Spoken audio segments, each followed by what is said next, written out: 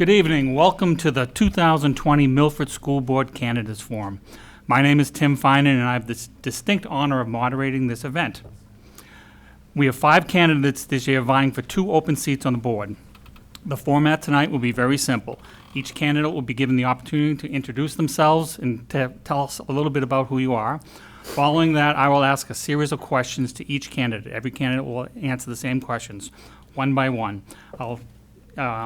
I'll proceed in a round-robin format so that everyone will get a chance to go first and last.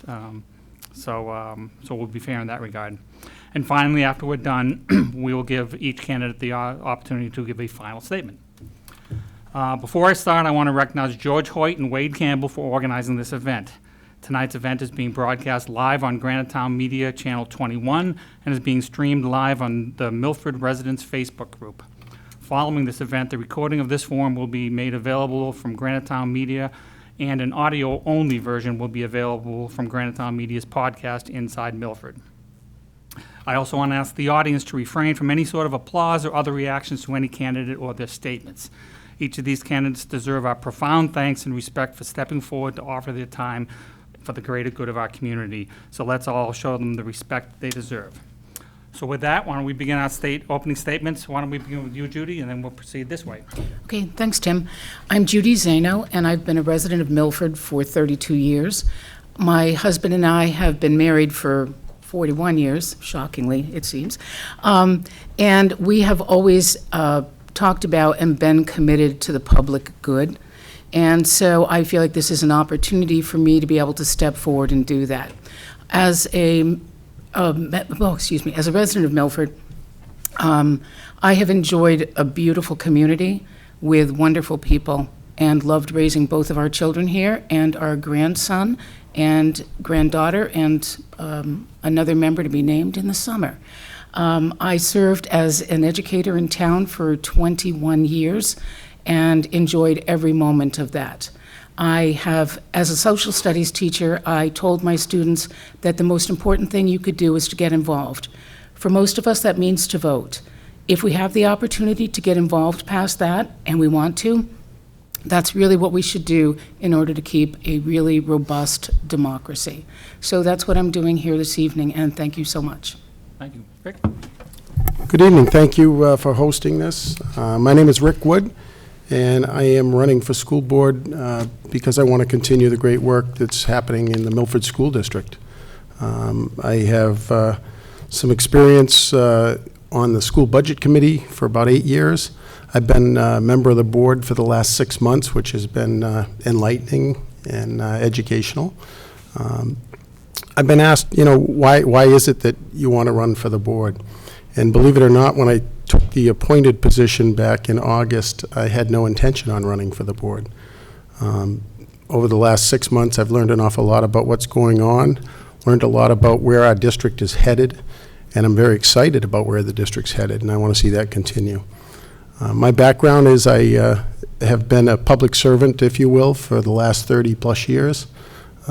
Retired out of the fire service and currently work in higher education. My background is in safety, and I am an instructor nationally and have taught in, about 18 different states. So I'm looking forward to the discussion tonight, and hopefully, it seems like it keeps cutting out. Sorry, Tim. Hopefully, you'll get to hear a lot about who each of us is and our thoughts. So thank you again. David. Hi, Tim. Good evening, Milford. My name is David Wilson. I'm your next candidate for the Milford School Board. I'm a 20-year resident of Milford with my wife, Kathy, 23 years. I want to make sure I get those two right. We have 2 children. My son is a senior, and my daughter is a sophomore at Milford High School. My wife, Kathy, is a teacher in special education in the Londonderry School District, and soon will complete her doctorate in education with a focus on curriculum and instruction. As a family, we have experienced the best of many opportunities available through the help and dedication of our educators, support staff, and administration.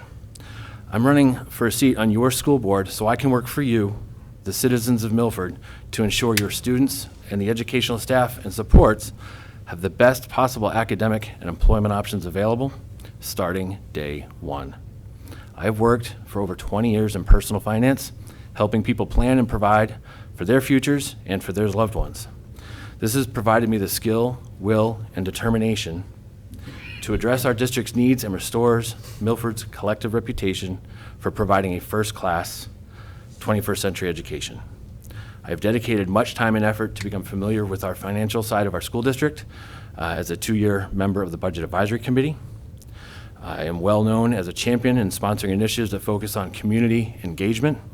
I am a participant advisory group member for the high school ATC program. I have been quite active with our high school's football and cheer booster team. And just recently they voted me in as vice president. I've coached Special Olympics basketball for the past 4 years. And I'm proud of our town. I'm proud of our schools and our students and our educational staff, and I'm always going to be a strong voice for reinforming and reinforcing the abilities of our district. Thank you. Mike? Good evening, everyone. My name is Mike McLean. I am running for school board for the children here. I spend a lot of time with the kids in Milford, through the football program, and I believe that they need an advocate for them to look at what's best for them. And I feel strongly about that. I feel strongly about education, and I want to push them to be able to have an opportunity to exceed expectations and to really set up their careers for their life. A little bit about me. I've been married for 15 and a half years now, and so my wife Jen, and we have 2 kids in the system, 13 and 11 years old. They're in the school system here. We spend a lot of time sports, big sports family, and this is for them and all their friends and all the other kids.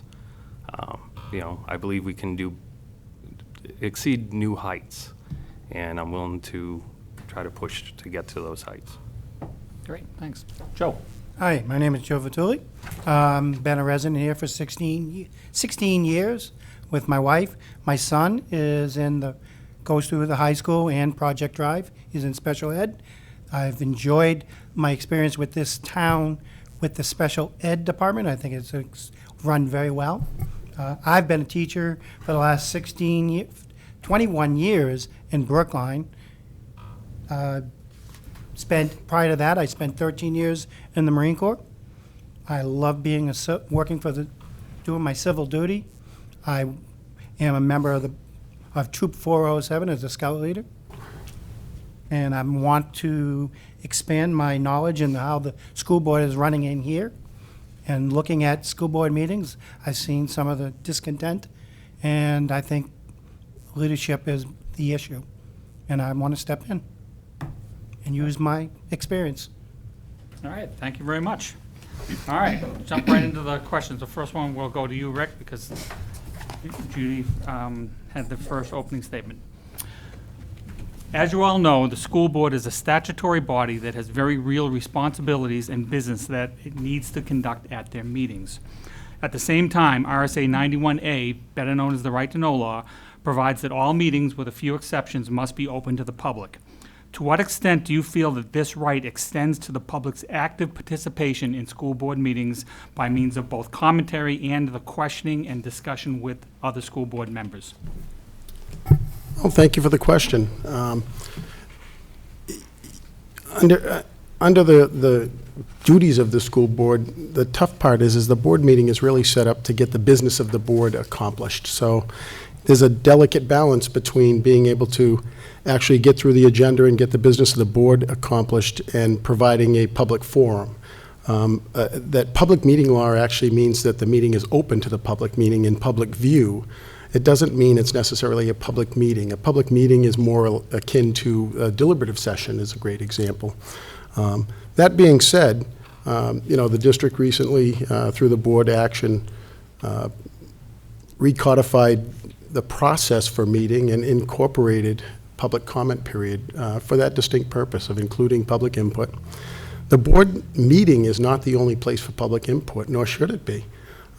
Most of these items really should be brought to the board's attention ahead of time. Many of them is really an issue for the operational staff, not for the board. And oftentimes, there's a misunderstanding that the board runs the day-to-day operations, and that's really the duty of the superintendent and the rest of the administrative team.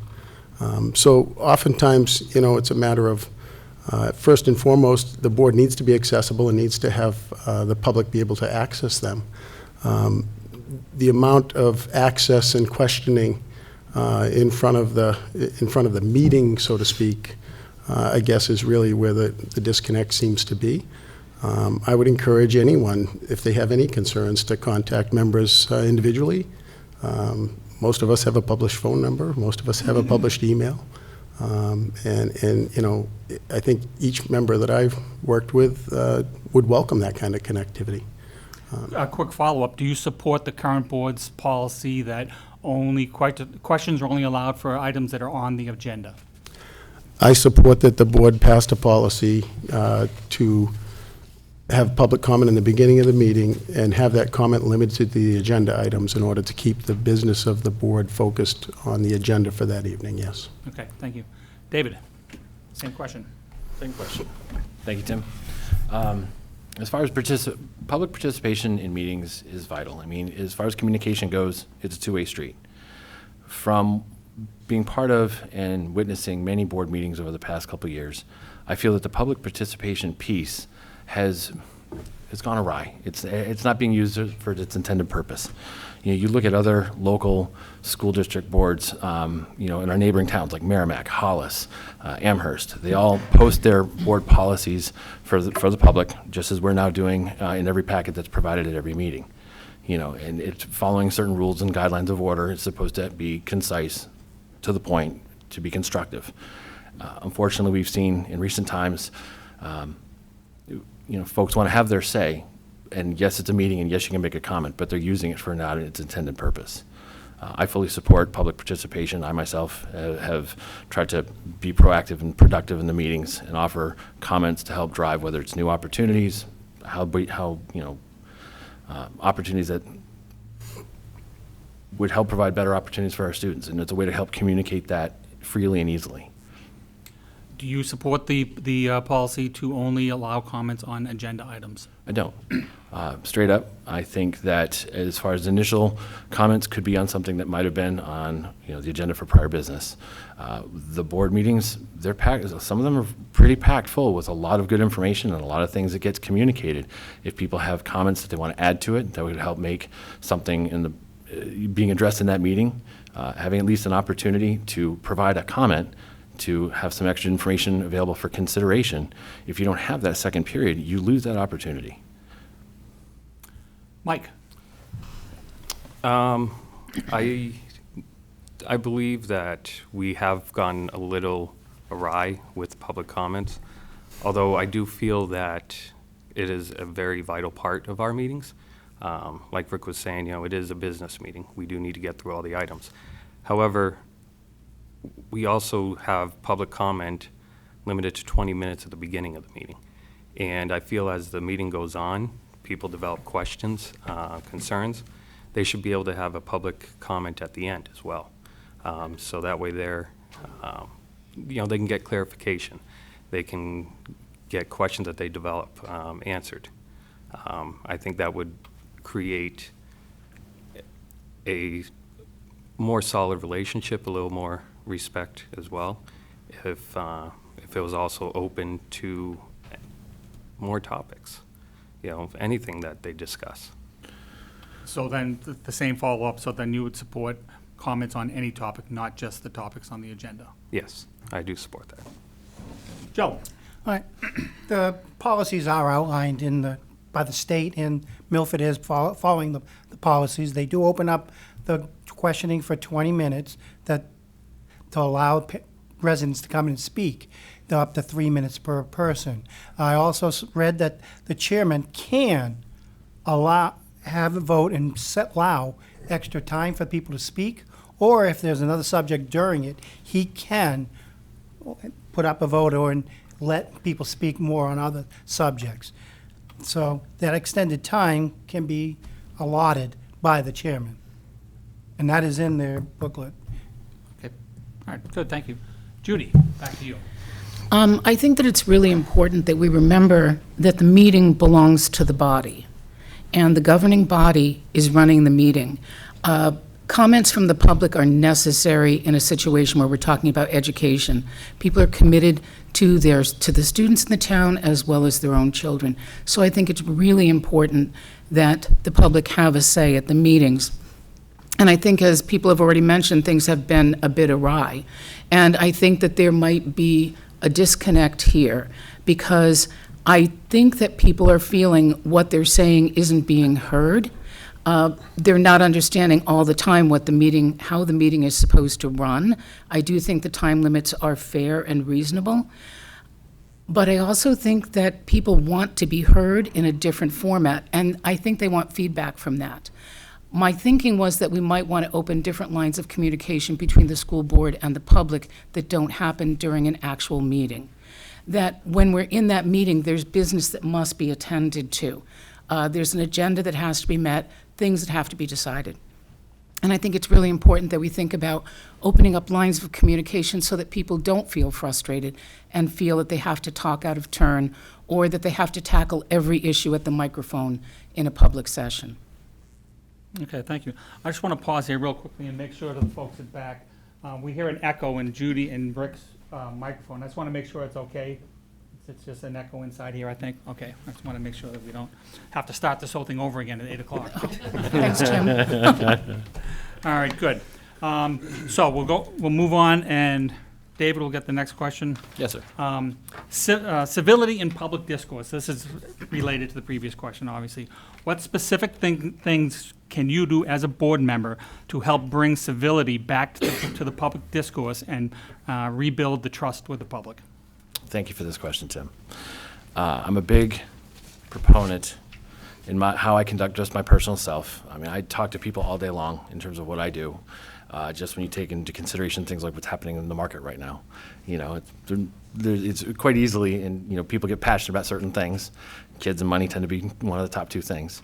But really, you lose your credibility, and you lose the ability to communicate your message effectively when things start getting out of control and getting heated. It's a two-way street. So first and foremost, I'm always going to, you know, meet the public with the respect that they deserve. You know, they're taking time out of their workday, whether it's coming down to a board meeting, sending me an email, reaching out to me via phone.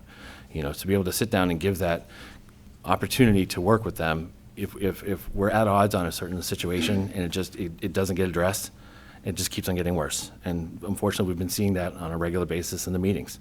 It's got to stop, because the only thing in the end, the only thing that's really going to get hurt is our schools and our kids. So I think if we set the example, we don't have to make the rules. Thank you. Mike? I do feel that if we start opening up those lines of communications, that respect will be, raised. If people, the citizens, they want to feel like they're being heard, that their concerns are being addressed.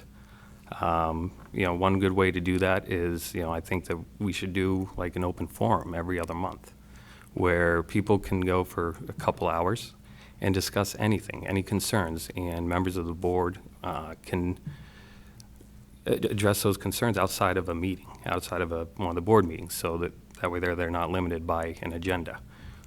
If people feel that their concerns are being heard and addressed, they'll respect the school board a little more.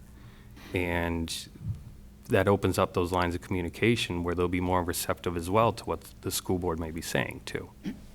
So. Great, thank you. Joe? Thank you. What's happening is it seems like the residents aren't happy with nobody's listening to them. Whatever's happening with the superintendent getting the position, nobody was told about it. Nobody was talking about it. So when people come to the school board meeting, they want to address that issue, and they're getting shut down. And nobody wants to be shut down. So they're not following, they're following the rules, and then you hear the chairman will say, that's enough. And he doesn't do it in a manner that's respectful. And it's causing, that's where it starts. And yes, the audience also gets disrespectful, and that has to cease. Following the rules, following the setup, if you go with, like what Judy said, having another forum at a different time, letting them speak, that would probably relieve that issue there, and we could get the business done. Thank you. Judy? Civility seems to be a lost art these days. My first foray into Facebook took place about a month ago when I set up my website to run for this office. I had avoided Facebook because I was a teacher and it seemed like a good thing not to be involved in. And so I'm sort of that naive person that got shocked into the reality of what happens on Facebook. It hasn't happened to me, and it hasn't, I mean, I don't think anybody here but has participated. I'm just saying it was a shocker. And what we forgot was that civility is the oil of the machinery of society. And in order for us to speak with each other, whether we agree or not, we need to be civilized or there's no communication. And so I think that what we need to remember to get back to is that civility. And we've lost it over and over again in a society that's in a rush to communicate in, 40 characters or less or whatever we're doing now. And so I think we need to be really careful and go back to the idea of being kind and respectful to each other. And I just commented recently, we've made a point of talking about social emotional learning with our children and saying, be kind to each other, establish relationships, try to build mutual respect. And I think perhaps some of us adults need a refresher course in that. So I would like to see civility return on the part of all the participants in meetings, but also just in general. I think it would be nice if we spoke to each other just a bit better. I think it just makes for a nicer experience in society. Great, thank you. Rick? I agree with everything everybody said. I think the number one thing for me is the challenge of communicating in a civil way is not just localized, right? This is a challenge that we have on a state and a national level. And I could theorize about a whole bunch of reasons.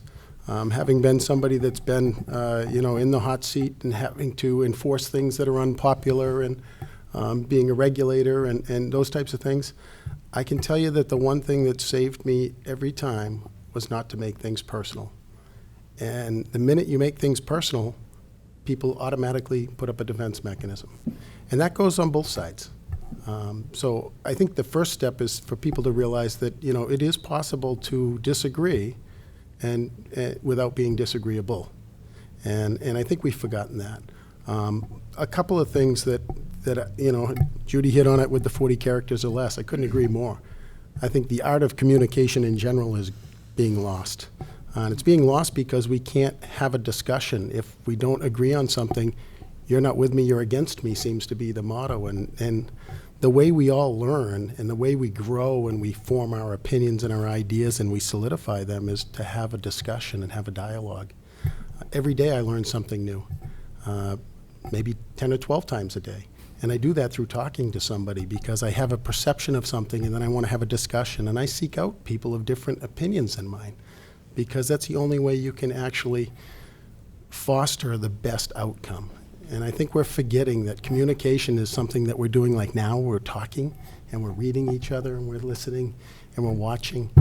Communication isn't something from a keyboard with anonymity. And I think that unfortunately that venue has given us the opportunity to create a lot of discourse that's unnecessary. Thank you very much. All right, next question. No doubt you're all aware of the proposed petition warrant article which the school board declined to include on the upcoming warrant that would have asked voters if they supported calling for the resignation of the district superintendent and the school board chairman. I have two questions. First, had this petition made it to the ballot, as a voter, would you have voted in favor of it at the polls? And number two, do you believe that either of these two actions should be a goal of the next board? We'll start with you, Mike. Thanks for the question, Tim. And if this was on the ballot, I would not vote for that. I feel that that is unnecessary to have on the ballot. I feel that issues that go on the ballot would be, obviously the budget and things that pertain to the budget. And there's no real purpose for having a warrant on there that doesn't have an end to a means. It's just an opinion, essentially. So I can't say I would support that, nor do I think that, can you repeat your second part? The second Sorry. part, do you believe that either of those two actions, the removal of the superintendent or the board chairman, should be a goal of the next board? Absolutely not. I think we need to learn to work together. Look at the strategic plan. There's some good, solid plans in there. And we can find ways to work together through communication and respect. If we essentially did remove the superintendent unjust, it's going to devastate our schools, with the money, where it comes from. We have to find a place to get it. And also, I think it makes us vulnerable to a potential lawsuit. So making a rash decision like that without just reasons, it would be devastating to our community. If through research and investigation, if there is just reasons, then I can get behind that. If there's just reasons to remove a superintendent, absolutely. So, Thank you. Joe? Thank you. I think this warrant article came because people were frustrated. There was no means to say who should have been the superintendent in the first place. And that's where it came from. And there has to be a different way to send it up to the town to get on the warrant article when it went to the person who was being said, you're going to get fired. So I'm firing myself, or having everybody fire me, vote for it. So that had to change. But the goal for this board should have nothing to do with firing a person. It should be working with them, setting policies, and letting the superintendent do their duty, do their job, not to worry about being fired because there's a new school board coming in. So no, that I would not support. And you would not have voted for that petition either if it was... I don't think it should have been on the warrant either. I think it's something that should be dealt with the board and not on a warrant article. But like I say, I think it came from frustration. Yep. Thank you. Judy? I think the petition was, the wording of the petition was flawed. I think I know what the intention was, but it was flawed. The bottom line is that that's not the way you would remove the chairman of the board. That can be done in an election, that could be done in a recall election, but not in the kind of petition that was submitted. And certainly, the superintendent cannot be asked to resign by the vote of the people. She was hired by the board, and the board would be the one that would speak to her about whether or not she was doing her job properly. Wouldn't be up to the voters to make that decision, and there are really good reasons for that. You really can't have 13,000 bosses. And so I think that, I think we can see an intention here, but I think that it was, at its very base, flawed. I would not have voted for it as it appeared. What I would have liked to have had was some kind of a discussion about it. I think that by moving it away from any discussion in a public forum, it made it feel like maybe we weren't really tackling the issues that were put forward. And clearly, people cared enough to sign a petition, and they followed the law for the petition. So I think we sort of, even though it was flawed, I think we sort of pushed it to the side and didn't deal with it, and I'm not 100% sure why we didn't, but that's what we're left with. I would not have voted for it as it stood. And do you think the board should, it should be a goal of the next board for those two items? Absolutely not. I Thank you. believe that the superintendent is doing the job that the board has asked her to do. If she wasn't, I think they would have brought that up with her by now. I also think that removing Ron Carville is not necessarily a good thing. Ron has brought a great deal to the job as chairman of the board and brings great experience and commitment. I think we just, as Mike said, I think we just need to work better together. Thank you. Rick? Thank you. A couple things that were said, I just want to highlight. The answer is no, no, and no for me. So I'll answer the questions right up front. But You know, Joe made a comment that it's out of frustration. I think he's absolutely correct. The question is what's causing the frustration? And I think it goes back to our inability to have communication that's two-way. People make up their minds long before they have a conversation. I can tell you with certainty, the one thing we do know that I can speak of, because I am on the board, so I have some things I have to keep confidentially, because that's the requirement, but we know that the vote was 4-0. And I think that that's important. I think everybody that serves on the board really does truly try to make the best decision they can with the information they have and following what they believe is in the best interest of the school and the community. A couple of the things about, you know, why I wouldn't vote for that article, and I thought it was inappropriate. Imagine if we could just take, because we don't like a certain teacher or we don't like a certain town official, and throw on a warrant article that we can just vote them out. Our whole society is based on this idea of us being a republic, not a pure democracy. And that was one of the things that our forefathers were fearful of, is this idea of turning into mob rule society. And I think that as much as the frustration was there, and I think we need to figure out how do we come together and communicate, I don't think it's the right venue, and I think it's inappropriate to, again, what did we do? We personalize things, right? If we have challenges, then we need to find ways to work together and not make them personal. And anytime a personal attack comes in, what automatically happens is people are defensive. That's just human nature. So I'd just like to see us continue to look. I personally would like to start looking in the windshield instead of the rearview mirror. You know, I don't want to have the discussions about what happened 18 months ago with somebody's hiring, because it's irrelevant. So I'd just like to look at where are we now, what can we do to improve, and how do we move the district forward? Thank you. David? Thank you.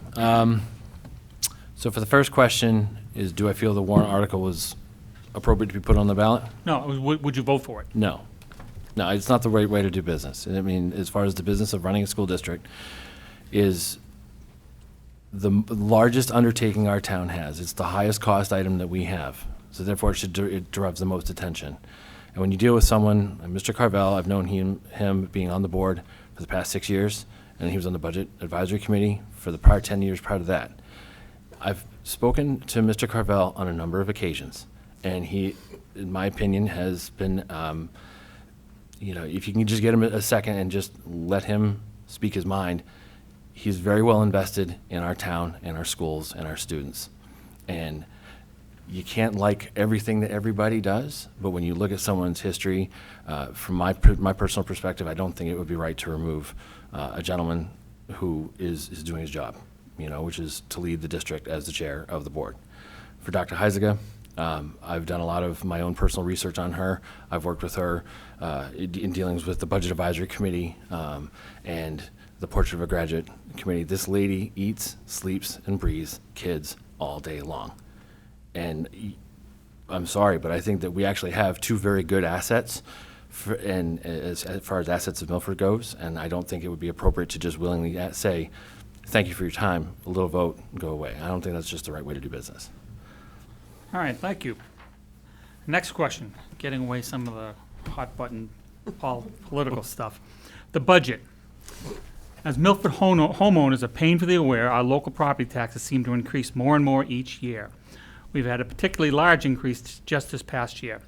At last week's Selectmen's Candidates Forum, they were all discussing what the selectmen might be able to do to keep their taxes down, when, as we all know, the real money is at the school district.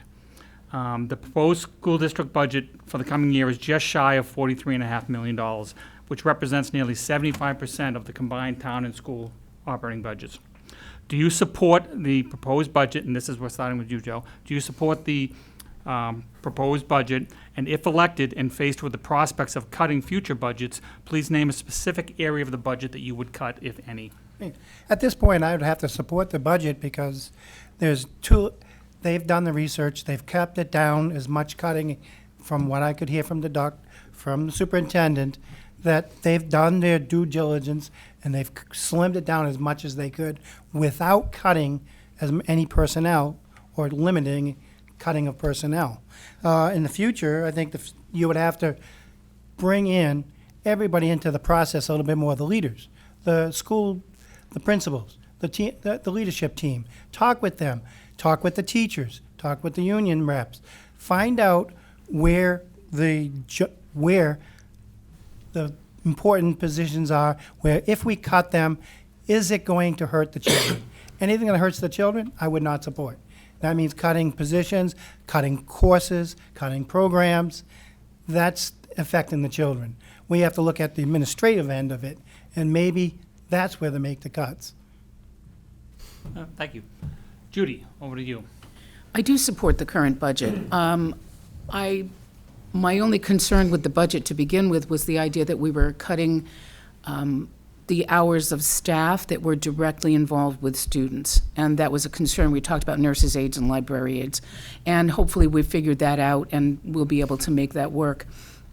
I think that unlike a household budget, education can't be just trimmed by tightening your belt all the time.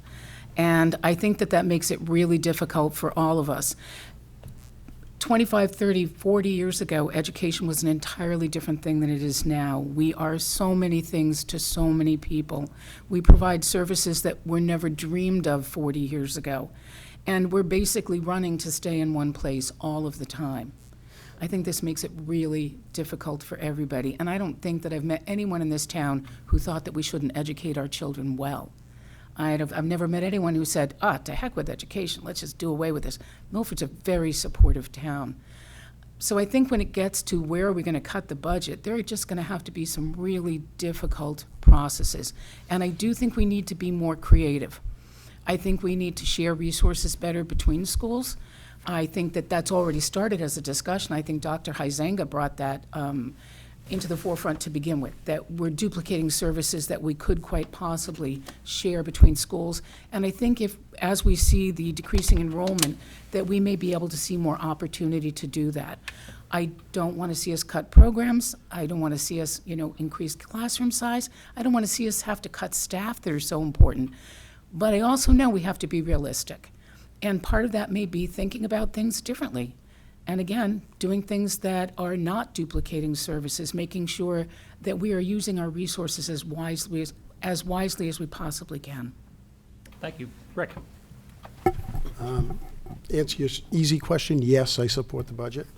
The reason why, if we just take a peek back, Tim, you and I have sat across from the aisle, so to speak, and had differences of opinion on budget for years. I've been accused of being a budget hawk many times and on just wanting to cut. And it's really not accurate, but I think it's important to kind of take a little trip down memory lane. If we look at the budget last year, the budget proposed by the board last year was an increase of $64,880. At deliberative session, the townspeople added $50,000 to that budget. Separate from that were two labor agreements that were voted in. Those labor agreements added an additional $533,000 to the budget last year. And then there's the $200,000 contingency, which accounts for the budget being $42,868,358 last year. That number was a 2% increase over the previous year. The reason the board presented that level of budget at only a $64,000 increase is because the new superintendent and the administrative team had combed through where we were at and essentially did a retooling of the district as far as reprioritization, focusing on strategic planning and things like that. This year, right out of the gate, based on those agreements that were signed last year, and that was actually on the warrant and in the voter information, an additional $630,000 in just labor agreement costs were included. This year's budget only increases $453,947. That includes that additional $630,000 of new expenses that, when the voters voted on those labor agreements, we knew were coming. These are the kinds of things that we need eyes wide open when we think of. The current budget as proposed is actually a 17-cent decrease on the tax rate. I said that right, decrease, and I think that's important for people to understand. So I think the administrative team did a remarkable job of trying to focus everything that we did in this budget on how do we achieve the strategic plan, because that's our guiding light. And they've tied everything back. For the first time in my history, I'm looking at a 280-page document that outlines pretty much everything we're doing. And I think that's remarkable. So I do support the budget. I don't know if you're going to talk about the other two warrant articles or not. But, Well, you can talk about whatever you'd like. I am going to get to at least one of them. okay, I'll wait until you do that then. Thank you. Quick follow-up. You said that the tax rates, not the tax, you said the per thousand is decreased. Are you including the Heron Pond bond? Is that why you said that? So the budget is the budget, right? It's a bottom line budget. And I know people like to split hairs about, well, the Heron Pond bond was retired. Every year, we have stuff in the budget that is either one-time or is sunsets. So it's really not an apples-to-apples analogy.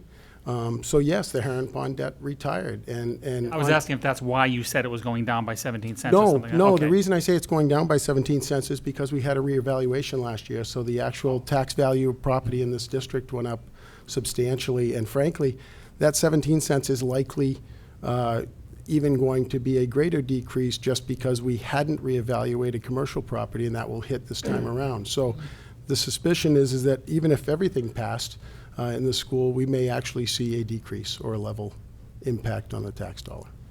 Thank you. David? Thank you, Tim. Yes, I support the budget.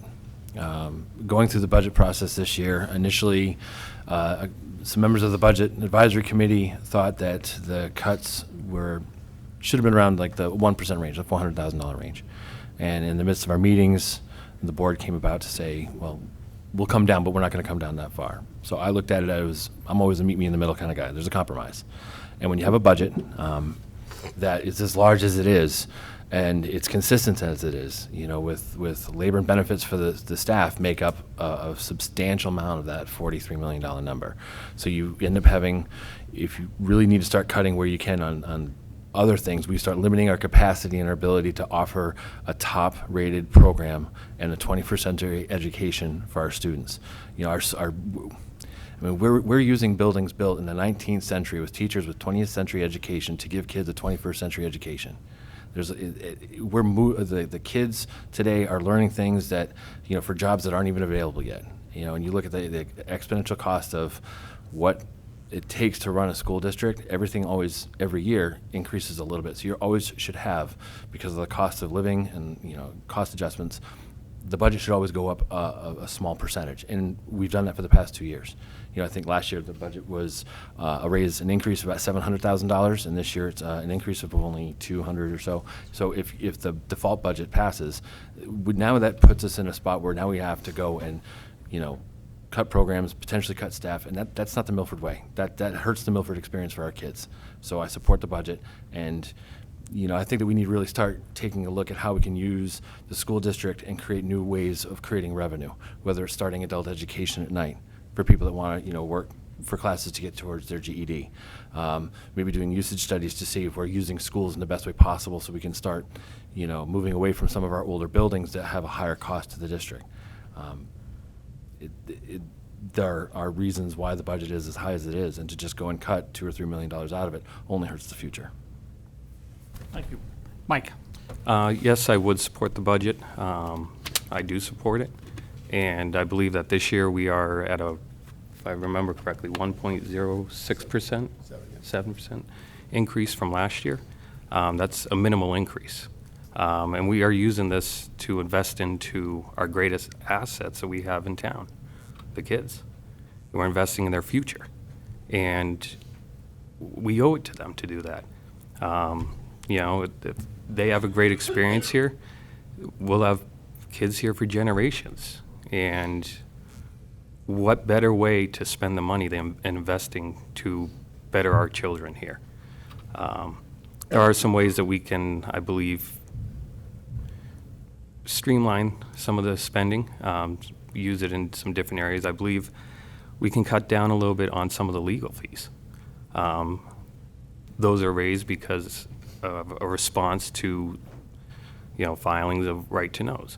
If we try to approach the board with some of these questions ahead of time, we can try to avoid some of these legal costs. And I believe that would be a good way to cut some costs and use that money more responsibly in some other areas. Good, thank you. You started that question, right? I believe I did. You did, yes. okay. I'm trying to keep track here, so good. All right, so we're back to you, Judy. How would you describe the role of the school board and the role of the superintendent, and what is the proper interaction between the two? I think the role of the school board is really the big picture thinking that goes with any large organization. They have to set the policies, they have to set the goals. Certainly, our student, our student plan for the future, portrait of a graduate. And so I really think that they need to work on those big ideas. They need to make sure that the budget is in line, and they have to weigh out those competing needs. People have things they want, things they need, and we all have to be mindful of how much money that's going to cost. And I do think that this school board has done a good job of caring for our money and thinking about how we spend it. I think that their role with the superintendent needs to be one of a board and a CEO, because the superintendent's the one on the ground. She's the one making the decisions on the day-to-day running. She's also making staffing decisions, budget issues, how we're going to run the school, how we're going to take care of emergencies that pop up during the day. She's really the on the ground. And I like to think of the board as being the big thinkers in this, the big picture folks, where she does the detail-driven stuff on a day-to-day basis. Because she is the only employee of the board, basically, the one that they control the hiring and firing of, they need to have a really close relationship. The superintendent needs to be working in concert with the goals of the school board. And if she's not, then it is their job to make sure that she sort of comes back into the fold. I think that it's foolish to consider that the superintendent has gone out and made all kinds of decisions and that the board has just kind of said, well, let her be, because certainly that's not what's happening. And that's really the appropriate role that I see between the board and the superintendent, and the role of the board and the role of the superintendent. And I think that sometimes it gets a little cloudy. People might not quite understand how things sort of move up and down the communication chain. And so it causes some degree of frustration. But I do think that our board and our superintendent have worked really closely together over, well, our current superintendent for the last 18 months, but certainly our board and former superintendents have worked well together. I think there's a great deal of communication between the two of them, as there well should be. Thank you. Rick, Ditto.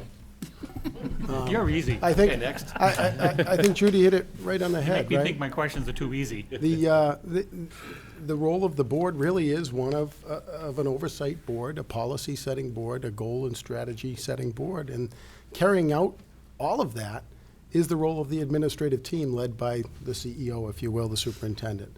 And I do think you hit it right on the head when you said that sometimes that's cloudy for people as far as what those relationships are. I personally think it's critical for the board and the superintendent to have a close relationship, one that's open and able to be having very open and honest discussions that can be one-on-one between a board member and the superintendent, as well as the board, and the board takes action as a board. I think sometimes people forget that each board member is just as powerful or less powerful than each other, right? We operate as one. None of us have any authority independently. It's an action of a board. And I personally think that the board's role is to provide that guidance. I know if I was in a workplace and you know, somebody went to my employees that I'm responsible for and tried to provide direction, it creates a semblance of chaos. And so I think it's really critical that we make sure that we follow those guidance, and we have policies in place explicitly for that. And I think it's really critical to understand that relationship. Thank you. David? Thank you very much. So it's kind of a straightforward topic regarding the role of the school board. You know, it sets the vision and the mission for the goals of the schools. And on top of that, we have to talk about the fiscal responsibility to make sure that we're requesting dollars from the taxpayers and using those dollars to the best of the ability to maximize their potential to provide a great opportunity and education for for the kids, and also to provide a great work environment for the staff. So as far as the higher level process of doing that, the board's going to set those guardrails for the superintendent to follow. The superintendent's the figurehead of the district, just in terms of any other company we can think of out there. You think of Steve Jobs for Apple, right? You think of Elon Musk for Tesla. You know there's a board of directors for those companies, but you don't hear about them. They're because the board's in the background providing the guardrails and the guidance. As for the superintendent being that figurehead of a district, that she has to be well read, well thought, and setting the example for others to follow. And you have to have a good relationship between the two, because if you don't, if you read articles that's in our local papers, whether it's the Manchester Union Leader or the Telegraph, you read about some of these other districts where they have discontent, board members that aren't playing well with each other, that aren't all in it for the kids. You can't have board members that have ulterior motives that are going against the grain and causing discourse, because then it affects the ability for those guardrails to be set. With a superintendent not following the guidelines or rules of the board, it just creates bad situations for the kids. If you have a board that has set rational and understandable goals for the district that can be followed, and a superintendent that's willing to go through and make those items happen, everyone's going to win. And it's going to make the town better, and it's going to make it a better place for parents to want to bring their kids to raise the kids here. It's going to make builders want to build more homes here, and businesses want to flourish. So everything wins just by those two the board and the superintendent having that relationship to work together. Mike? It is extremely important for the board and the superintendent to have a good relationship. They have to obviously work very closely together. The board has to approve a budget, and they have to explain to the taxpayers where their money is being spent. And it gets them to feel like their money is being well spent. It's their job to relay that. Obviously, they also have the policies. They have to create policies and a roadmap for the superintendent. One of the things that the board is also responsible for is providing evaluations.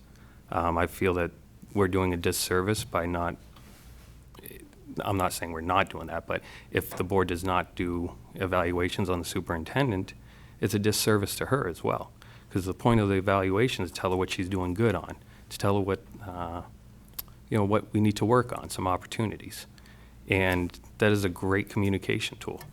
And we have to keep those lines open and respectable at all times. Thank you. Joe? All right.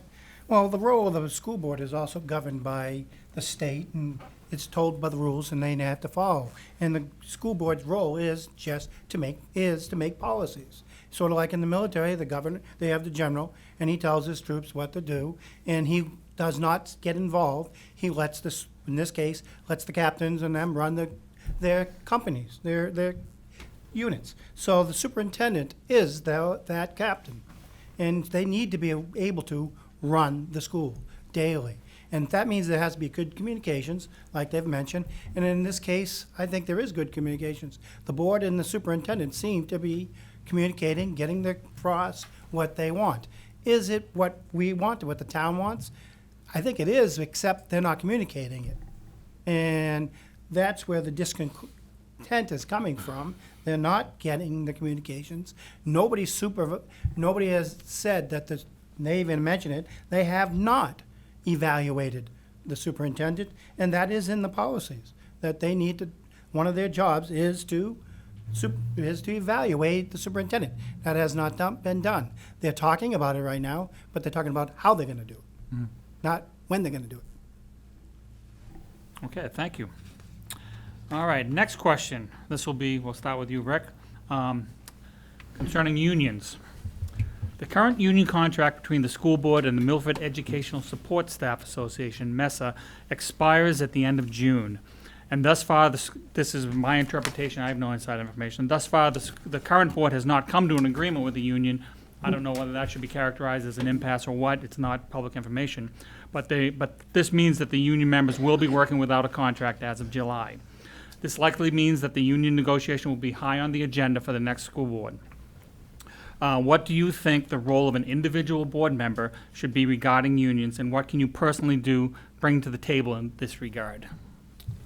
Well, as you said, there's ongoing situation, so I want to be somewhat cautious. But what I would say is that, the role of a board member when it comes to anything, and as we just talked about the role of the board and the superintendent, the employees of the district are managed by the superintendent. So I think it's important to make that distinction.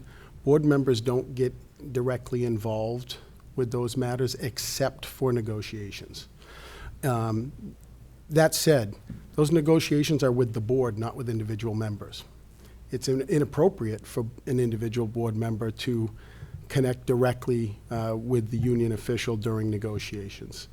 It's actually illegal. So I think that it's kind of a tough question. What I would say is that when we talk about negotiations, it's a give and take process. It's not uncommon. You mentioned that they'll be working without a contract. I'm just going to clarify that a little. What it means is they're working under the contract they currently have, because that's the way it works. And that's happened a couple of times over the last several years. In fact, the contract passed for the teachers last year was following a year of no contract. So it's important to kind of have that in perspective, that's not uncommon, especially in public labor groups, because there's not the same rules that apply to private labor groups. So I think that the role is to be open, to be listening, to be doing what's in the best interest of the district, while at all times being fair. And I think that's critical. We all want to be treated with dignity and respect. We don't want to be abused. I think we have a very good relationship from the perspective of, the townspeople of this community supporting our employees, and I think there's no reason to not continue that. That said, I've been more than vocal in the past about my belief on some certain things, and when it comes to labor agreements, and the power of the board acting as a board is that we all have a say, but it's just one say. So I don't think it's reasonable to say that, well, I would do this or I would do that, because you don't get to make the decision. You just get to articulate your belief and try to get others to agree, disagree, or help you polish up your belief a little bit tighter. So that being said, I don't know if that really answers your question, Tim, and I'm not trying to dance around it. I just, I think it's important to understand that when we talk about the role of a board member with the union, it gets really muddy, and I just want to make sure that people understand that. Yeah, and that was actually the point of the question. So David, what do you bring to the table? As far as the art of the negotiation process for two administrating bodies, it's interesting. While contracts are in current session, the staff, no one likes to be, they're people, right? They're people touching our kids. So I think that having a contract for the support staff that is reasonable to the taxpayers, but also gives them value and respect and understanding. There's always going to be a give and take process. There's going to be things that are going to be asked for. You got to find compromise, and you got to find the middle ground, and you got to do it in a respectful, productive manner. And that's what I find is, for myself, that I would bring those types of qualities to the table. It's been mentioned by Mr. Wood, you don't want to make it personal, but it's a personal request. People have the right to a quality salary, a quality work environment, and there's going to be wants and needs on both sides. So finding that middle ground, working together so both sides walk away. No one's going to walk away with everything that they want, so you have to be willing to work together to find out what middle ground you can get a hold of, and then work from there. Thank you. Mike? Yes, as Rick was saying, it is illegal for an individual board member to essentially freelance and discuss with the union. However, it's a team effort. It is a team, it's all one big team. You have the teaching team, you have the board team, and they all have to work together to create an environment that everyone can agree on, to work together on. One of the things that I bring to the table is I have the ability to see both sides, and I understand where people are coming from, and I feel that I can really find a good way for people to come into an agreement. I've always been good at, finding ways to negotiate and find a good common ground that is workable for everybody. Thanks. Joe? Oh, this is where I have more experience probably than anybody here. All right, I've been the bring it lead on. negotiator for my union in Brookline for the last 10 years. We just got done negotiating a contract and got a 3-year contract, hopefully be passed by the voters next week, or week after. So I understand the process. I've been, like I said, the lead negotiator. I know how to deal with the give and take. You have to come in there without an agenda. And the same thing with the school board. If they come in there, just their attitude, and what I've seen some school board members come in there with an agenda, you can see it on their face. They weren't going to give you anything. They weren't, and then I've seen it. The teachers can be that way too, and it has to be both ways. They have to give and take. You've got to be respectful, and you've got to hear them out and figure out a compromise. So you mentioned that you are a member of the union in another Brookline. community, in Brookline. Now, do you, and are you also a member of the national? I am a member of, yes. Do you see that as a conflict? And No. if it's, you do not see it as a conflict? Why would it be a conflict? I'm just asking the question, I don't Yep. know. There is no conflict. It has nothing to do with this town. Okay. All right. Judy? I think that Rick articulated the fact that an individual doesn't necessarily negotiate with another individual in this situation. We're talking about two groups of people who are negotiating with each other. But I do think that an individual can serve a really important purpose in a negotiation. And I think that there are times when we do need people, as Mike pointed out, who are looking at both sides of an issue. I think being an educator in this town for 21 years, that I know what it was like to be on the other side of that negotiation. I wasn't a negotiator, but I was on the sort of the other end of that. I also worked as an administrator and saw it from a very different perspective. And I think that in a situation where we're working as a board, that I could bring a voice to that of compromise and perhaps a look into the other side of things. Consider it this way, consider it that way. I don't think that as an individual I would have a specific voice above all others. I just think that oftentimes I have been able to use diplomacy to bring people to a place where they can come to a compromise, and that's what a negotiation is, basically a compromise. So I think that these gentlemen have all already said, much about this, and there's very little that I can add, but I can say that I'm a great compromiser. And on your bio, you said you were on the Milford Teachers, I was. is the board, is that the right term? I don't was know if that's actually the right term. president of the Milford Teachers Association for 2 years, and I served on the executive board for, let's say, 7 or 8. So you'd essentially be getting on the other side of the table suddenly. I would be. Do you see that as a plus, a minus? Any thoughts on that? I see that as a benefit. I don't see it as a negative. I see that as having experience, like I said, from the other side, a perspective that you don't always get on a school board. So I think that it's important for that thought process too, because I don't think anybody ever became a teacher to become rich. I said anybody, never, right? And but I do think that we have to remember that becoming a teacher doesn't mean that you take a vow of poverty. Becoming a paraprofessional doesn't mean you take a vow of poverty. As Rick pointed out, we need to make sure that people have a reasonable living. And I do think that I can bring that viewpoint, but not necessarily with a bias or with an agenda. Thank you. All right, next question, we're going to start with you, David. Facilities maintenance. In recent years, there's been an increase in emergency repairs needed at facilities throughout the district, whether that be failed heating systems or there was a partially collapsed roof at the high school a couple years back. In fact, the school board has placed a question on this year's warrant to establish a $400,000 facilities maintenance fund so that they will have monies available to them when these issues occur. In keeping with our earlier discussion about the budget, are emergency funds like this the best way to go? And what could you do as a board member to ensure that our facilities are maintained in a proper manner? Okay.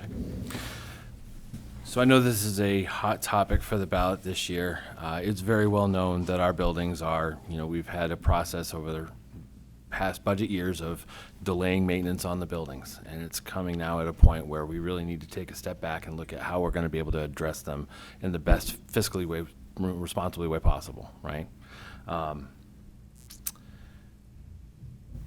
The warrant article is a start. I mean, $400,000 really is only just going to barely touch the scratching of the surface.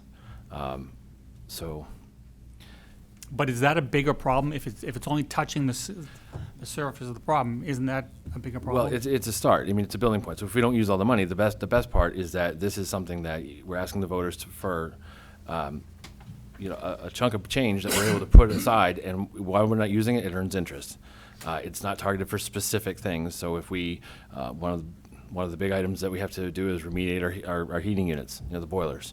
So if you put out a warrant article that, to buy one or two of these boilers and it's $300,000, and that warrant article fails, you can't buy anything. So if it really truly fails, you can't buy a new one. You have to keep trying to some way find a way to repair these things. The buildings are old. I mean, Heron Pond has slated on it some repairs, not repairs, but the upkeep of the rubber liner on the roof. And that building is now 20 years old. So our newest building is already 20 years old. I mean, the high school, it looks, on the outside it looks dated, but on the inside it also has its issues too, with faulty wiring and things like that can cause fires. The schools definitely need to have their facilities looked at, and we need a plan to do it. So by every budget year, we know what's coming. And by knowing what's coming, we can then get it out to the voters to say, this is something that was made aware of and a plan in place. So each year, we're going to be acquiring funds, putting it into the trust, putting the expenses out there. And to use that money, we still happen to have a hearing. So the public still gets a say. So would it be great to go and get another big bond? Yeah, but I don't think that the public is willing to, fill that gap right now. Is it time to build a new high school? No, I don't think building a new high school. I mean, I've had my own thoughts about that subject. I mean, would it be awesome to have a nice brand new facility with up to date, 21st century equipment and whatever? Sure, but I mean that's $25 million. So we don't have that. So the best thing to do, probably even more, right? So what I think we need to do is start. In speaking with Mr. O'Connell, who came from Wilton Linborough, they did a structured remediation of their Wilton Linborough High School. So you start small. You start doing it in sections. You shut down some classrooms. You fix those, and then you work from there.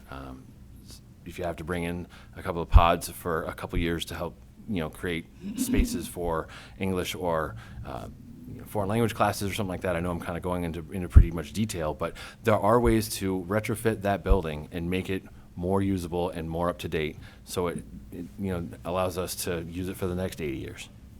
Great. Mike?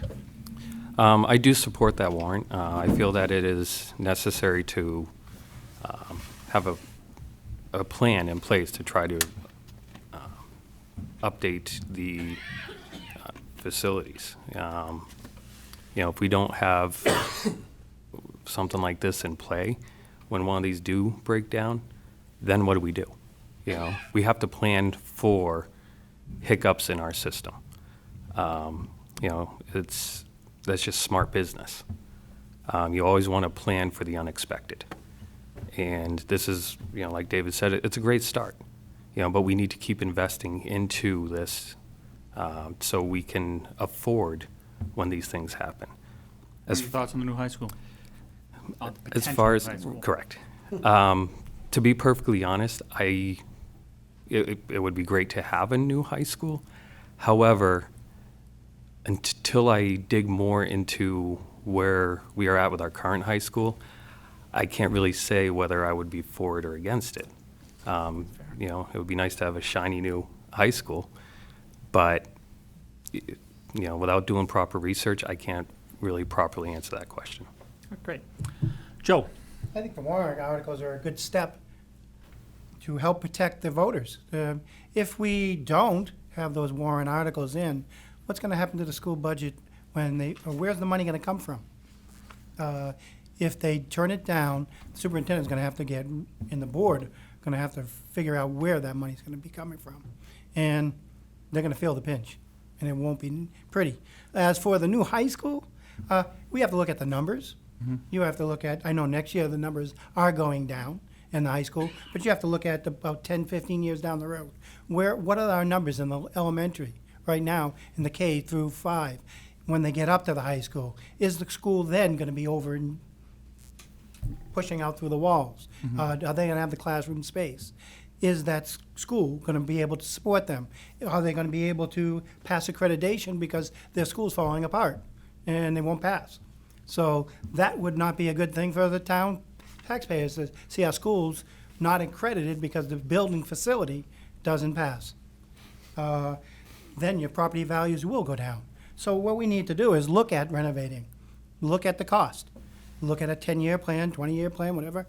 Look at the cost, which one's more effective, renovating or building a new one? But that would be a committee to look into. Okay, great. And, right, we're still going over here. I do support the warrant article. I think it gives the board the flexibility to be able to deal with unexpected expenses. And as was discussed at the deliberative session, the money isn't going to get spent on something else in the meantime. It will accrue interest if it doesn't get used, but it'll be there if the board needs it. I think that having worked in the high school and experienced the quirkiness of the building, that I can say that it really is in need of serious updating. If we aren't going to build a new high school, and I understand $60 million is not going to come easily, and so if we don't want to make that kind of commitment, we need to make a commitment to some serious upgrades, a renovation that's going to take all kinds of things into account, not the least of which is the HVAC, which is terrible, awful system. When NEAS came just a few years ago, there was a great deal of concern on the part of the accreditation committee about the condition of the school. And at the time, they several times mentioned the fact that there were things that were not quite right. There were some plumbing issues, there were some physical issues. They weren't safety per se, but they were questionable. And I think that we need to be really mindful that accreditation can be based on the physical plant. You can lose your accreditation based on physical plant. I wouldn't like to see us in a position where we were in jeopardy of losing our accreditation based on a physical plant that we may or may not have the money to fix at that point. I also get concerned that we're sort of doing kick the can, that it's not going to happen on my watch, not going to happen when I'm a board member, you're not going to have to build a new school with me, so I'm just going to kick that can another 5 or 10 years and wait till the next board comes along or the next couple of people come along, and I'll let them worry about it then. So I want to be mindful that we're not just sort of pushing this off to the future, and I don't think we are, because I know the current board is discussing solutions. I know that they're thinking about renovations, or do you build a new school? I mean, how do you do this, especially in the face of declining enrollment? I mean, we're definitely playing these different statistics and different, again, needs and wants and finances against each other. Great. Rick? Thanks for asking the question, Tim. And I'm going to answer your question about new first. Okay. One of the challenges that we have and have had for many, many, many, many, many, many years is we lack a strategic plan. We now have one for education, but we need to know what is our plan for our facilities and infrastructure to support that education. And what we've done in the past has been nothing more than, oh, we only have 50,000, so what can we do with that? That's not a strategic way to approach things. So to answer your question about a new high school, the answer is I don't know. Because I don't know what our needs are, because we haven't studied it and come up with a plan. The first step in this process, and one of the reasons I proposed as a board member the facilities committee policy, is to drive us to developing a facility master plan. We don't have a master plan. We don't have a strategy on what gets fixed. Speaking directly to the $400,000 expendable trust, the reason that was proposed, and I know because I proposed it, the reason it was proposed is because year after year after year, our facilities have taken the back seat to everything else And everything else, as we've said previously in the budget, the main driver of the budget is salaries and benefits. And unfortunately, we've gotten to the point where we focus on little things instead of big things, and we don't strategize about a frequency of replacement. We have no replacement schedule, so it's very hard to budget. And so, from my perspective, the number one thing we need to do as a district related to facilities is conduct a study of our current status, match that against our strategic plan and where we want to go and what we need for features of the buildings, and then we need to look at how do we accomplish that. That may be a piecemeal thing, it may mean a new school, it may not. There's lots of ways to modify existing buildings, add on, reconfigure, that are just as effective and as cost-effective. I don't want to rule anything out. As far as the $400,000 warrant article, the one thing I would say, because there was a lot of discussion about do we put this in the budget? And the reason that I support it as written is because it's dedicated to facilities, period. It's not going to get disrupted for something else. The reason it's needed now, even without that master plan, is because we know for certain we have major systems like heating systems that are in need of replacement, not repair. Our budget normally covers repair. These are replacement. 3 years ago, we passed a $3 million bond item. We're paying interest on that bond. One of the main driving factors of discussion at deliberative was we don't want to pay interest on things we should be fixing anyway. The $400,000 expendable trust allows us a vehicle to not be spending interest, in fact, instead earning interest while focusing on repair. Great, thanks. All right, I'm going to try to squeeze one more question in before we do final statements to get us out of here by 7:30 if we can. So we're starting with Mike this time. Bullying. We've heard a lot lately, both on social media and the news, about bullying in the classroom. Do you feel that bullying is an issue with the Milford School District? And if so, what do you think are the causes and what specifically could we do to address it? Bullying is an issue in every school district. It's a concern everywhere. There is no clear cure of it. I've speaking with Mr. O'Connell, and he was saying how this year, as the year's progressing, behavioral instances have gone down. That's good to hear. We're doing something right. Some of the ways to help it out is to understand the kids, to understand what makes them tick. Work with their different situations they have going on. Our students need to feel safe in school. That is an absolute must. I was speaking with a family recently who they were in the school district a couple years ago, and their child was assaulted by a teacher. It's still under investigation, and this isn't right. We need to rectify these issues. They've since left the school district, but we need to do everything we can, no matter what it takes, to make our kids feel safe from other students and adults if there's an issue. We need to go at it head on and try to fix it. Joe? Bullying can be an issue, especially if you're not giving any education to the students on bullying, giving the staff the support on how to train and recognize and report bullying. All that has to be part of it.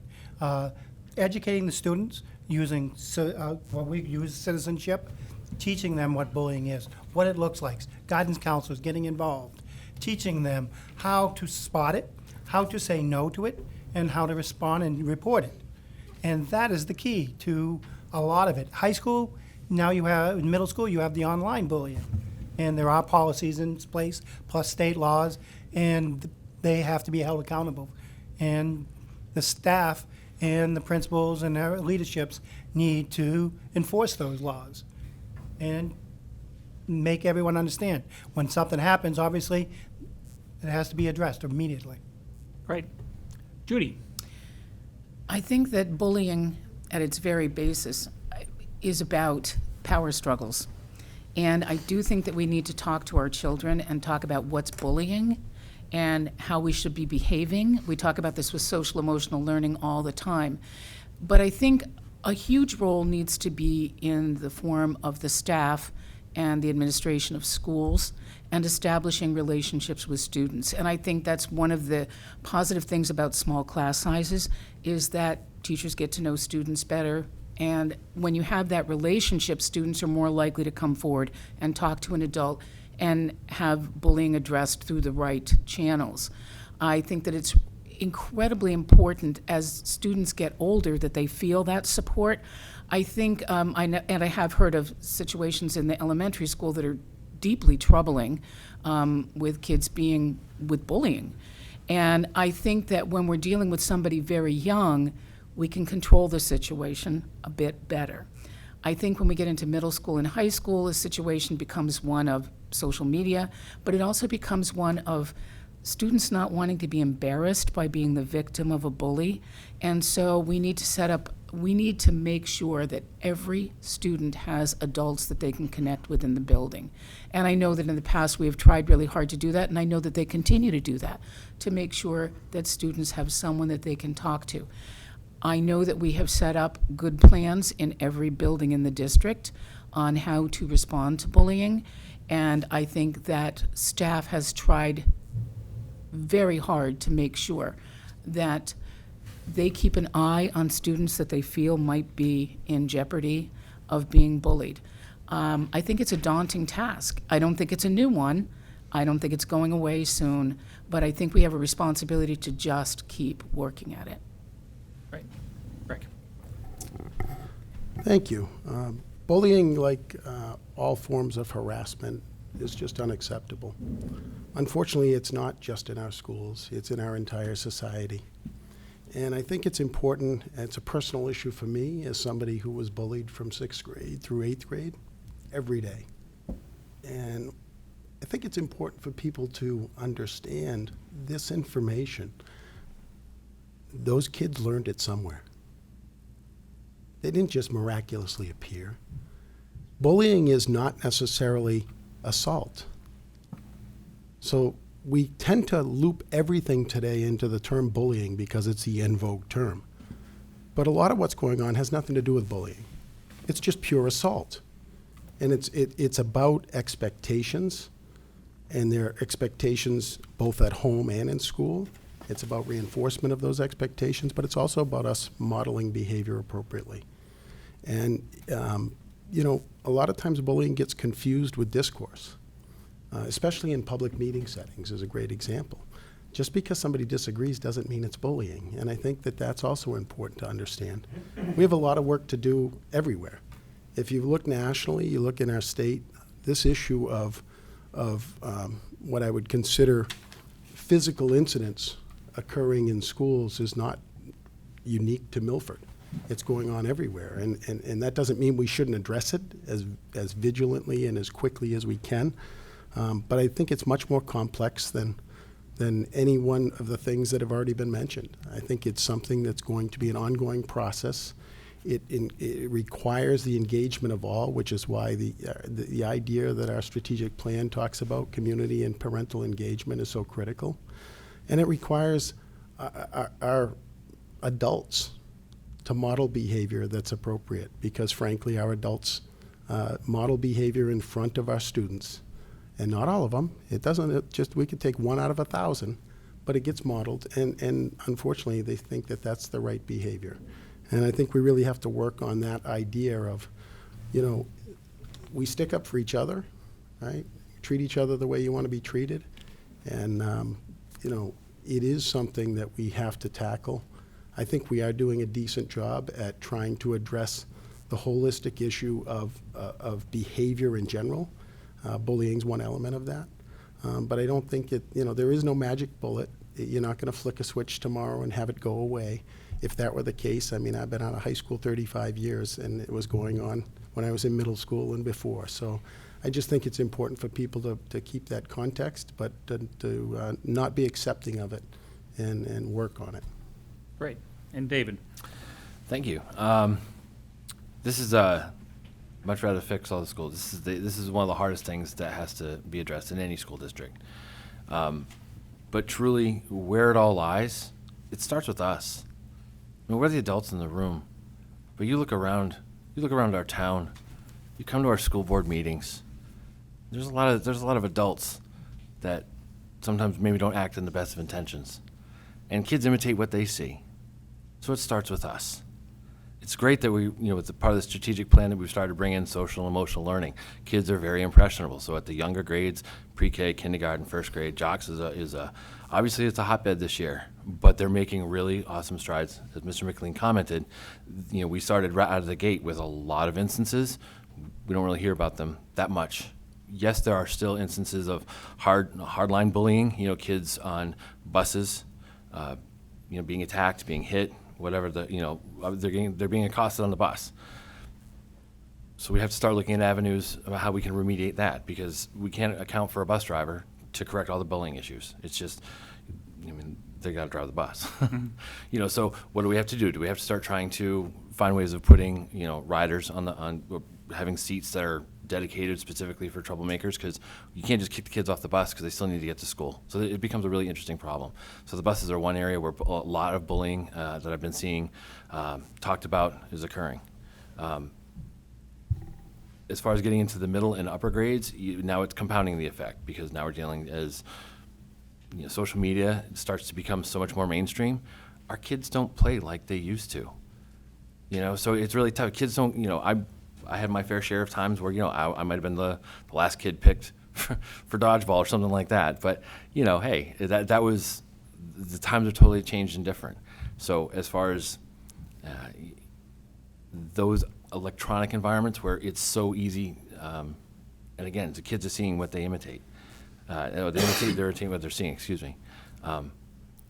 So we as parents, we as citizens, we as staff members, we all have to be vigilant to seek out these students that are causing these issues, and we need to start putting programs in place.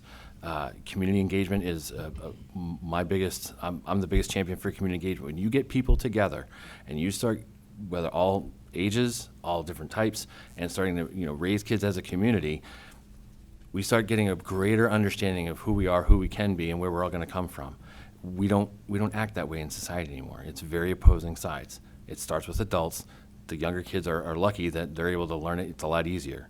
So I think that Milford as a community, we have the power and the ability to do awesome things, and we can just work together as adults to show the kids the right way to go about doing business. I think we'll be better off in the long run. Great, thank you. And just to be clear, Mike, I did start with you, right? Yes. Thought I did, okay. So I think we're gonna stop with the questioning there. I didn't get to all my questions, but that's okay. So why don't we go around the room with our closing statements here. We'll start with Joe this time. We'll go this direction. Thank you. We addressed the role of the superintendent and the board tonight, and even how they mix with the residents. But what we didn't talk about was teachers and the leadership team. Last year, there was a vote of no confidence in the superintendent. Why was that done? I don't know the reasons, but they made them unhappy. That is a major process to go through to do that. Was that addressed? Are the teachers happy now? I don't know. I would have to find that out. But we're losing quality leaders in the last 2 years, last year and this year. We lost quite a bit of staff turnover last year, not the norm. And if this keeps up, how are we going to keep quality teachers for our children without good leadership? And that has to be addressed. I would like to know has it been addressed? Are the teachers happy with what direction they are now, or are they still having those issues? All right, thank you. Mike? We have a lot of building to do right now. We have to build relationships. We have to get to a point where we can all work together as a whole school system. We have some awesome teachers here. We need to find out what they're unhappy with. Reach out to them. See where they stand on things as well. I think that's a great thing to do, to see what they feel passionate about, where they feel that they're not being heard. And one of the things that I pride myself on is communication. I love building bridges. I think I can very easily work with all sides of the fence. We are making strides to better the education here for the greater good of our students, and we need to keep doing that. I keep saying I'm going to be very open to meet with anyone. I've said I drink a lot of coffee. I'll tell people when I'm going to Union Coffee, come meet me, let's talk. Tell me your concerns. I would continue to do so as a board member. So we need to work together and make this a great experience for our kids. Thank you. David? Thanks. So I always tend to think of things as, a give and get, a spending type of environment that I live and breathe in every day. We all lose, every once in a while, if you ever lost $20, you get a little frustrated when you lose $20. I get a little bit more frustrated when I lose 20 minutes. But dollars and minutes, those are things that, we can manage and utilize. But when you really come down to it, when it comes to how many times do you get to vote, it's a lot less as an opportunity. And votes are something that are very, very hard to come by in our town. So if anybody, I would assume that there's a lot of people watching this broadcast. Please reach out to your friends, reach out to your neighbors. We all have our passions, and they all start with our kids, and our community has the ability to really put forth a strong effort to right the wrongs. We can put Band-Aids on our bruises. We can all come to the table, and, the divisiveness of the past 2 years has to stop. Our community will get no further benefit if we keep on just riding this broken record. So I'm asking you to spend some time, think about really what's most important. Let's start working together. Let's get back to what the Milford experience is really supposed to be. So I'm asking for your vote so I can go to work for you. Thank you. Rick? Thank you. David, I'll let you know I've been very frustrated, but it's way more than $20. I have 2 daughters. That being said, there's been a bunch of great discussion tonight and dialogue. This is what it's supposed to be, right? This is what we're supposed to be able to sit here, have different ideas, not necessarily agree on everything, but be able to talk and be comfortable and have a conversation. It's not just Milford. This is a problem everywhere in our society where we can't have a conversation. We have people that are giving up lifelong relationships over politics. Nothing is more crazy in my mind than that. I don't know the answer. What I do know is that the success of any board, any school, any public body, any private body rests in its relationships and trusts. And the thing to keep in mind is that relationships and trust require all parties to participate and contribute. And I think that that's the challenge. Change is extremely difficult. And whether you agree or you don't agree, we're in a massive change cycle with our educational system here in Milford. I personally believe it's desperately needed and overdue. By saying that, I don't mean anything negative towards the folks that work here. I think we have some phenomenal people. It doesn't mean that I don't want us to be better. And I think that's the thing that we really need to focus on. I'm asking for your vote because I want to continue to make decisions with a laser focus on what I believe is in the best interest of our kids getting the greatest opportunity to succeed. Thank you. Judy? I believe that we have a rich and diverse community here in Milford, and that over and over again, people have made it very clear that they support the educational system and they want what's best for our young people. I think that statement has been made so many times that it almost becomes part of the wallpaper of our town.